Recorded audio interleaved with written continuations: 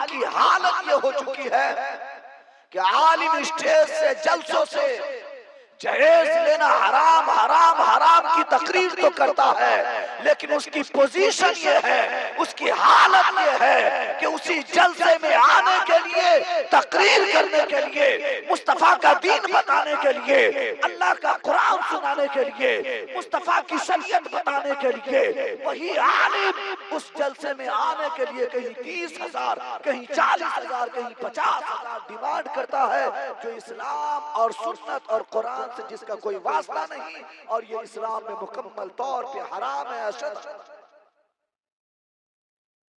अब जो आलिम अपने बयान का 30,000, 40,000, 20,000 ले, मुंह खोल कर डिमांड करे, अब वो जहेज पे तकरीर बोले, नमाज पे तकरीर बोले, औलाद के हुकूक पे तकरीर बोले, माँ बाप की खिदमत पे तकरीर बोले, मेरे ख्याल से ऐसा इंसान दुनियादार से हो सकता है, लेकिन मुस्तफा का वफादार कभी भी नहीं हो सकता। अगर वो मुस्तफा का वफादार होता आलिम, तो सबसे पहले उसके सामने दौलत नहीं होती, मुस्तफा की सुन्नत होती, मुस्तफा की शरीयत होती, मुस्तफा का कानून होता, मुस्तफा करीम सल्लल्लाहु तआला अलैहि वसल्लम का अक़वाल होता। और जब वो मुस्तफा की शरीयत बयान करता, बिला खौफ व खतर बयान करता, तो अल्लाह रब्बुल इज्जत उसके ज़बान में तासीर भी रख देता, और फिर उसके कलमात को सुन करके मुसलमान फायदा भी हासिल करता। आज आपके सीमांचल की हालत यह है कि आए दिन सीमांचल में बड़े बड़े कॉन्फ्रेंस और बड़े बड़े जलसे होते हैं, लेकिन सीमांचल के मुसलमान की हालत यह है कि ये मुसलमान गुर्बत के इतने किनारे पहुंच चुके हैं कि इस मुसलमान को जरूरत के वक्त पे कोई सहारा देने वाला नहीं, कोई सपोर्ट करने वाला नहीं है। फिर भी ये कौम बड़े जलसे, बड़े कॉन्फ्रेंस करवा करके, महंगे नातखा, महंगे मुकर्रिर को बुला करके अपनी माली हालत को इतना कमजोर कर बैठे कि जब इसके घर में जरूरत हो तो ये कौम उस वक्त पसपा नजर आती है, उस वक्त इसका कोई सपोर्ट करने वाला नहीं होता। आपका जलसा और आपका कॉन्फ्रेंस बेकार रहेगा सिर्फ इसलिए है कि आपने प्रोग्राम तो किया, आपने डिमांडर लोगों को तो बुलाया, लेकिन आपने मुस्तफा करीम सल्लल्लाहु तआला अलैहि वसल्लम की शरीयत को तार तार किया, मुस्तफा करीम सल्लल्लाहु अलैहि वसल्लम की सुन्नत को मजाक किया। प्रोग्राम की हालत ये होने चाहिए कि जलसा मगरिब के बाद शुरू हो और जलसा ठीक 12 से 1 बजे के अंदर खत्म हो जाना चाहिए।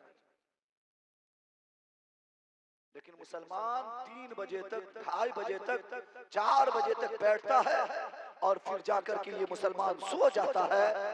उस वक्त ये सोता है जिस वक्त अल्लाह रब्बुल इज्जत फरमाता है कि फज्र की नमाज पढ़ो, नमाज पढ़ने के बाद दुनिया में फैल जाओ, अल्लाह रब्बुल इज्जत फज्र के बाद तुम्हें रोजी अता करेगा, और ऐसी रोजी अता करेगा कि तुम किसी के मोहताज न बनो।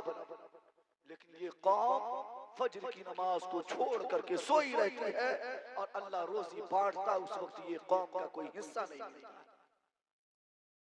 इसलिए जलसे आप मुतय्यना वक्त में ही कीजिए और महदूद जलसे कीजिए, छोटे प्रोग्राम कीजिए, और बड़े लोगों को, डिमांडर को बुलाने की जरूरत नहीं, जो आपके न तो इलाके के हालात को समझ सके, और नहीं आपके जज्बात को समझ सके, नहीं आपकी माली हालत को समझ सके, और नहीं आपके मामलात को समझ सके। ऐसे इंसान को जब आप बुलाते हैं, फिर वो इंसान आने के बाद डिमांड करता, और डिमांड करने के बाद अपनी तकरीर, अपने नातिया कलाम को बेच करके यहाँ से चला जाता है, और वापस फायदे में आपको कुछ भी नहीं मिलता, जीरो के अलावा कुछ भी आपको हासिल नहीं होता है। उसके बाद आप कहते हैं कि मुसलमान नाकाम है, मुसलमान मजबूर हो रहा है, मुसलमान कमजोर हो रहा है। अरे इसी जलसे के पैसा को बचाइए, और इसी पैसे से आप अपने बच्चों को IAS, IPS और अपने बच्चों को डॉक्टर, इंजीनियर बनाइए, तब जाकर के आप दुनिया के सामने आंख में आंख डाल करके बात कर सकेंगे। आज पूरा पोस्ट, आज पूरा इलाका मुसलमान के बच्चों से खाली है। इसलिए कि मुसलमान अपने बच्चों की शादी में लाखों तो खर्च करता है, लेकिन उसकी तालीम पे एक भी खर्च करने को तैयार नहीं। इसलिए आप अपने आप को बचाइए, संभालिए। अल्लाह कुरान में फरमाता है, या अय्युहल्लज़ीना आमनू तूबू इलल्लाह तौबतन नसूह, ईमान वालो ऐसी तौबा करो, ऐसी तौबा करो जो तुम्हारे लिए नसीहत बन जाए। ऐसी तौबा करो जो तुम्हारे पिछले गुनाह जो तुम करते थे फिर उसकी तरफ न पड़े। ऐसी तौबा कीजिए, अल्लाह रब्बुल इज्जत आपके दर्जात को बुलंद फरमा दे। आपने हजरत हसन बसरी का नाम सुना है। अल्लाह के बारगाह में तौबा करने के बाद आप इतना मकबूल हो गए, इतने मकबूल हो गए कि अल्लाह रब्बुल इज्जत आपके मर्तबे को और बुलंद फरमा दिया था। आपने हजरत बिलाल का वाकया नहीं पढ़ा। जब आप तौबा करके मुसलमान होते हैं तो आप इतना मेहनत, इतना तसल्लुबे फिद्दीन पे अमल करते हैं कि दोनों जहां में आप कामयाब भी होते हैं, और एक वक्त ऐसा आता है कि मुस्तफा करीम आपको जन्नती सहाबी होने का सर्टिफिकेट देते हैं। अल्लाह फरमाता है, ऐसी तौबा करो जो तुम्हारे लिए नसीहत बन जाए। हजरत हसन बसरी की एक शागिर्दा थी जो आपकी महफिल में रोजाना आकर के बैठा करती थी। हजरत हसन बसरी की शागिर्दा आपके महफिल में बैठती थी, आपके बयान को सुनती थी। बहुत नेक, मुत्तकी, परहेजगार खातून थी। ऐसी खातून थी कि जब रात में सोने जाती थी तो रब को राजी करती थी, और सुबह में जब उठती थी तो अपने रब को राजी करके उठती थी। रब के लिए सजदे किया करती थी, शुक्रिया अदा करती थी। तो अल्लाह रब्बुल इज्जत उस खातून के मर्तबे को बुलंद फरमा दिया था। उस खातून का शौहर जवानी ही में इंतकाल कर जाता है। एक ही बेटा था। गौर से सुनिए, मेरी बात खत्म हो रही है। एक ही बेटा था। हजरत हसन बसरी की शागिर्दा ने सोचा, मेरा एक ही लाल है, एक ही बेटा है, अगर मैं दूसरी शादी करती हूँ तो मेरे बेटे की सही से इज्जत नहीं हो सकेगी, मेरा बेटा बर्बाद हो जाएगा। इसलिए हसन बसरी की शागिर्दा ने दूसरी शादी नहीं की और अपने बेटे को देख देख करके गुजारा करना शुरू कर दिया। अपने बेटे को देख करके जीती थी, अपने बेटे को देख करके जिंदगी गुजारती थी। हजरत हसन बसरी की शागिर्दा अपने बेटे को रोज समझाती थी, बेटे नेक बन जा, नेक बन जा, नेक बन जा। अगर तू नेक बनेगा तो अल्लाह तुम्हें माफ भी करेगा और फिर मरने के बाद अल्लाह तुम्हें जन्नत अता कर देगा। लेकिन आपका बेटा एक भी नहीं सुना। दिन ब दिन बढ़ते चला गया।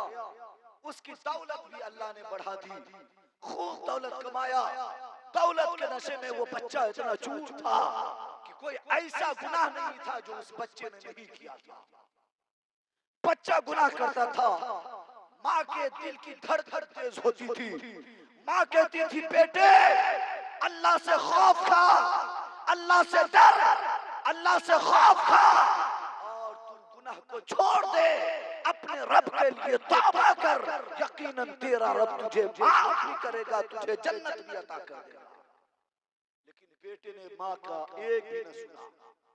वक्त गुजरता चला गया, गुजरता चला गया, यहाँ तक कि जब इंसान, हदीस पाक का मफहूम है, जब इंसान गुनाह करता है तो अल्लाह रब्बुल इज्जत उसके जिस्म से बरकत को खींच लेता है, जिस्म से ताकत को खींच लेता है, जिस्म से कुव्वत को खींच लेता है। अब वो बच्चा गुनाह करता रहा, ताकत खत्म होती रही, गुनाह करता रहा, कुव्वत खत्म होती रही, गुनाह करता रहा। जिस्म से उस बच्चे के अंदर से ताकत के मवाद, मेटर खत्म होते रहे, यहाँ तक कि वो बच्चे के जिस्म में ऐसी बीमारी पैदा हुई कि वो बच्चा बिस्तर पे लेट गया, अब खुद से उठ भी नहीं सकता, बैठ भी नहीं सकता, चल भी नहीं सकता, फिर भी नहीं सकता। अब वो बच्चे की हालत ये थी कि उसे माँ पकड़ के उठाती थी, माँ पकड़ के बैठाती थी, माँ पकड़ के चलाती थी। अब जब उसके मौत का वक्त करीब आया, मलकुल मौत के आने का वक्त करीब आया, अब उस बच्चे ने सोचा अब मेरी रूह कब्ज होगी, मैं कब्र के करीब जाऊंगा, मैं कब्र के करीब जाऊंगा, अब अल्लाह के करीब जाऊंगा। उस बच्चे ने माँ से कहा, माँ मेरे मौत का वक्त करीब है, मेरी दो ख्वाहिशें उसे पूरी कर दे।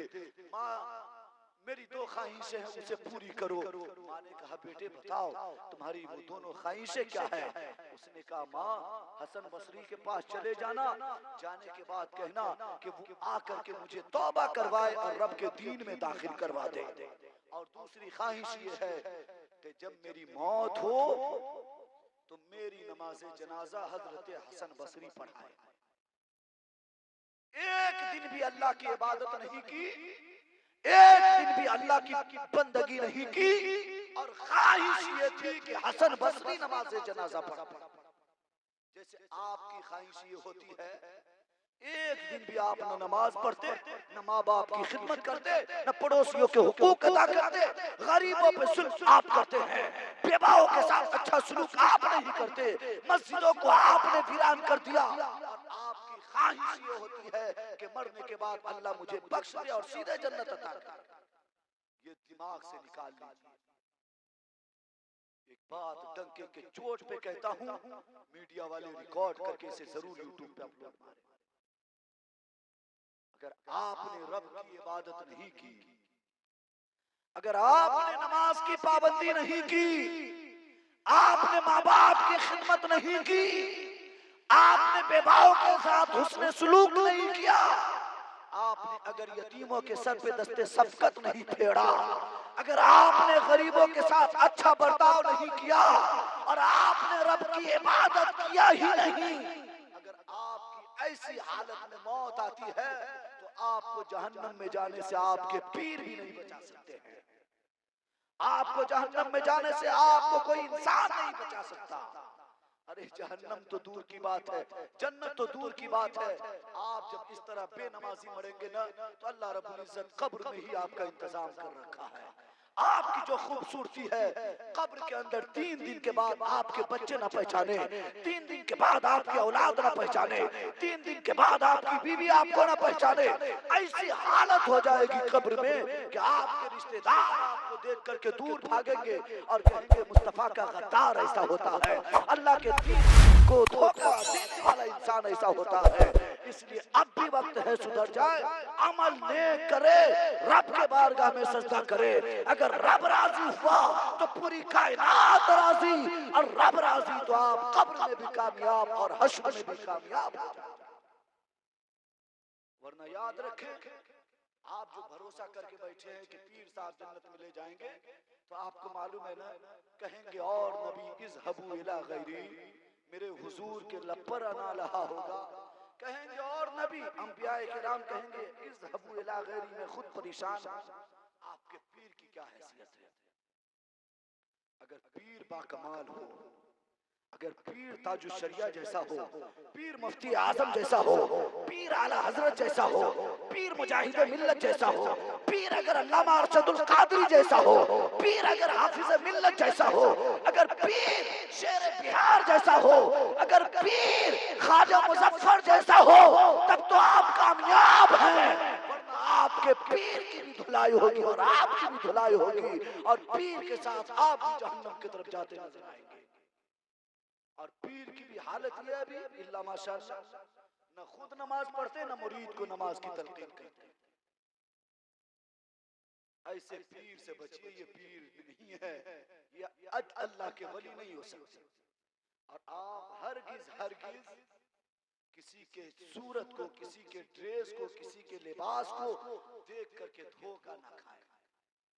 ये कौम इतनी बुज़दिल है, ये कौम इतनी समझदार नहीं है ये कौम इतनी गिरी हुई है कि जिसके साथ लोगों की जमात देखा ये कौम उसके पीछे, जिसके साथ लोगों का जम्मे गफीर देखा ये कौम उसके पीछे, जिसके साथ लोग काफी देखते हैं ये कौम उसके पीछे जाती है, जिसका ड्रेस अच्छा है ये कौम उसके पीछे चलती, जिसका लिबास अच्छा ये कौम उसके पीछे चलती, जिसके चेहरे पे अच्छी रौनक दिखती है ये कौम उसके पीछे जाती है। जबकि इसे मालूम होना चाहिए अल्लाह का कुरान कहता है इन औलियाहु इल्लल मुत्तकून, अल्लाह का वली वो नहीं होता जिसके पीछे जमात हो, अल्लाह का वली वो नहीं होता जिसके पीछे लश्कर हो, अल्लाह का वली वो नहीं होता जिसके पीछे काफी तादाद हो। अल्लाह का कुरान कहता है अल्लाह का वली वो होता है जिसके अंदर तकवा की सिफत होती है, जिसके अंदर परहेजगारी होती है, जिसके अंदर अल्लाह रब्बुल इज्जत की खशियत होती है, वही अल्लाह का वली है, वही अल्लाह का नेक बंदा हुआ करता है। इसलिए आप अपने एनर्जी को लॉस करने से पहले अच्छे तरीके से तहकीक करें आप जो जा रहे हैं जिसके पीछे उसका रास्ता सही है या नहीं। अगर वो कामयाब है तो आपको भी कामयाब करेगा। मैं ये अर्ज कर रहा था हजरत हसन बसरी की शागिर्दा का बेटा ने कहा कि जाकर के हसन बसरी से कह दो कि मुझे तौबा कराए और फिर मेरी नमाज जनाजा पढ़ा दे। अब वो खातून बेटे की मोहब्बत में आगे बढ़ी, हजरत हसन बसरी के बारगाह में पहुंची, हजरत हसन बसरी से अर्ज करने लगी हुजूर एक छोटी सी अरीजा लेकर के आई हूँ, एक छोटी सी बात कर दी आपसे। हसन बसरी ने कहा हो क्या बात है? उस खातून ने कहा हुजूर मेरा बेटा तो अब मरने के करीब पहुंच चुका है, अब उसे चलना फिरना भी नहीं होता, अब मेरा बेटा सही से चल फिर नहीं सकता। एक छोटा सा अरीजा ये है कि आप चल करके मेरे बेटे को तौबा करवा दें, तौबतन नसूह करवा दें, और मेरे बेटे की ख्वाहिश ये है कि जब उसकी रूह कब्ज हो तो आप उसकी नमाज जनाजा अदा कराएं। हसन बसरी ने कहा खातून तेरा बेटा अब तौबा करने वाला नहीं है, तेरा बेटा अब तौबा नहीं करेगा और मैं तेरे बेटे की नमाज जनाजा भी नहीं पढ़ाऊंगा, इसलिए कि तेरा बेटा नमाज की पाबंदी नहीं करता। इतना सुनना था कि दिल फट गया माँ का। फिर वापस आई, बेटे के करीब पहुंची, बेटा माँ को रोते हुए देख करके पूछा माँ माजरा क्या है? क्या हजरत हसन बसरी ने तुझे फुटकार दिया, वापस भेज दिया, झिड़क दिया? माँ ने कहा हाँ हाँ हसन बसरी ने वापस कर दिया। वो कहती है कि तेरा बेटा धोखा देता है, वो तौबा नहीं करेगा, वो रब की बारगाह में गिड़गिड़ाएगा नहीं, तेरा बेटा हमेशा मेरे वक्त को बर्बाद करता है, इसलिए मैं तेरे बेटे को कलमा नहीं पढ़ाऊंगा। इतना कहना था माँ का कि बेटे के आंख से अश्क जारी होता है। बेटा कहता है माँ हजरत हसन बसरी ने ये कहा कि मेरी नमाज जनाजा पढ़ाएंगे। माँ ने कहा कि हसन बसरी ने कहा कि तुम्हारी नमाज जनाजा नहीं पढ़ाएंगे। उसने कहा क्यों? माँ ने कहा कि हजरत हसन बसरी का कहना है कि तू नमाज की पाबंदी नहीं करता।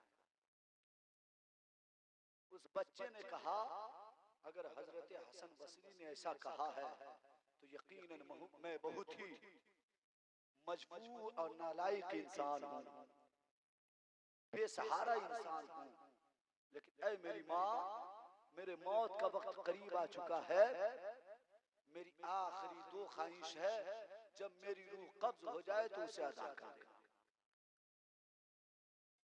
माँ की ममता थी, बेटे से पूछ पड़ी बेटा बता तेरी दोनों ख्वाहिश क्या है? बेटा कहता है माँ जब मेरी रूह कब्ज हो और मेरी रूह जिस्म से निकल जाए तो सबसे पहले आपका काम ये होगा कि आप अपने दुपट्टे को मेरे गले में लपेट देना और मेरी लाश को सहन में ऐसे घसीटना जैसे मरे हुए कुत्ते की लाश को घसीटा जाता है। एक बेटा अपनी माँ से ये फरियाद करता है, माँ का दिल फट गया, लेकिन बेटे की आखिरी ख्वाहिश थी, माँ ने हामी भर दी। माँ ने कहा बेटे बताओ दूसरी ख्वाहिश क्या है? उसने कहा माँ जब मेरी रूह कब्ज हो तो इतना करना, इतनी मेहरबानी करना कि मुझे मुसलमान के कब्रिस्तान में हरगिज़ दफन मत करना। माँ ने कहा बेटे मैंने तो इस कब्रिस्तान में जिना करने वालों को भी दफन होते देखा है, इस कब्रिस्तान में शराबी की लाश को भी दफनाते हुए देखा, बेनमाजी की लाश को दफनाते हुए देखा, माँ बाप के नाफरमान की लाशों को दफनाते हुए देखा। मैंने गरीबों के माल पे जिसने कब्जा किया उसे भी इस कब्रिस्तान में दफनाते हुए देखा। आखिर बेटा तू मना क्यों करता है? तो बेटे ने कहा था, माँ मुझे डर इस बात की है कि जब मुझे मुसलमान के कब्रिस्तान में दफनाया जाए तो मेरे ऊपर जो अजाब नाजिल हो उस अजाब की वजह से दूसरे मुसलमान भाई को न तकलीफ हो जाए, इसलिए मुझे कब्रिस्तान में मत दफना। माँ ने कहा कि पहली तेरी शर्त कि तेरे गले में तो पट्टा लगा करके घसीटूं कुत्ते की तरह। बेटे ने कहा, माँ वो इसलिए आप मेरे गले में तो पट्टा लगा करके मेरी लाश को घसीटना जैसे मरे हुए कुत्ते की लाश को घसीटा जाता है, ताकि दुनिया ये देखे कि बेनमाजी का अंजाम यही होता है। रसूलुल्लाह सल्लल्लाहु अलैहि वसल्लम के दीन के मजाक बनाने वालों का अंजाम ये होता है। अब उसने तो नमाज छोड़ी थी, उसने तो माँ बाप की नाफरमानी की थी, उसने तो मुस्तफा की शरीयत और सुन्नत से खिलवाड़ किया था, उसने रब के लिए सजदा नहीं किया था। मेरे दोस्तों उसके लिए इतना बड़ा अजाब था, जब उसकी रूह, जब उसके लिए इतनी उसकी ख्वाहिश ऐसी थी, जब उसकी रूह कब्ज हुई माँ ने गले में दुपट्टा लपेटना शुरू किया। किसी ने दरवाजे पे दस्तक दी, माँ ने दरवाजा खोला तो देखा कि दरवाजे पर कोई और नहीं, हजरत हसन बसरी तशरीफ फरमा। माँ ने कहा, हुजूर आप कैसे? आपने तो मना किया आने से। हजरत हसन बसरी ने कहा, खातून अभी मैं सो गया था, आंख लग गई थी, आंख बंद हो गई थी, अल्लाह का हुक्म हुआ कि जाओ मेरे दोस्त का इंतकाल हो चुका है। खातून सुनो, मेरी आंख बंद हुई, अल्लाह का हुक्म हुआ जाओ, फला मेरा वो बंदा जिसने जिंदगी में कभी भी इबादत नहीं की, लेकिन जब उसके मौत का वक्त आया तो उसने कहा, मौला अब मेरा कोई सहारा नहीं है, अगर मैं अपने गुनाह से तौबा करता हूँ और तू मुझे माफ कर दे तो तेरी रहमत में कोई कमी थोड़ी ना आ जाएगी। इतना कहना था, उस बच्चे की ये अदा रब को इतनी पसंद आई कि अल्लाह रब्बुल इज्जत उसके पिछले तमाम गुनाहों को माफ भी कर दिया और अल्लाह रब्बुल इज्जत उसे विलायत के मकाम से भी सरफराज कर दिया। इसे कहा जाता है तौबतन नसूह।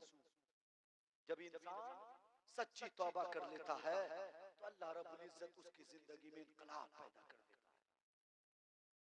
इसलिए उसने तो गैर इल्म की वजह से, इल्म ना होने की वजह से उसने नमाज को छोड़ा, लेकिन बेशतर ऐसे हमने मौलवी नुमा आलिम को देखा है जो फजर भी छोड़ते, जोहर भी छोड़ते, असर भी छोड़ते, मगरिब भी छोड़ देते, ऐशा भी छोड़ते, और जब आपके जलसे में आते हैं तो आपको लगता है इससे बड़ा आलिम कोई नहीं है, इससे बड़ा मौलाना कोई नहीं है, इससे बड़ा जन्नती कोई नहीं है।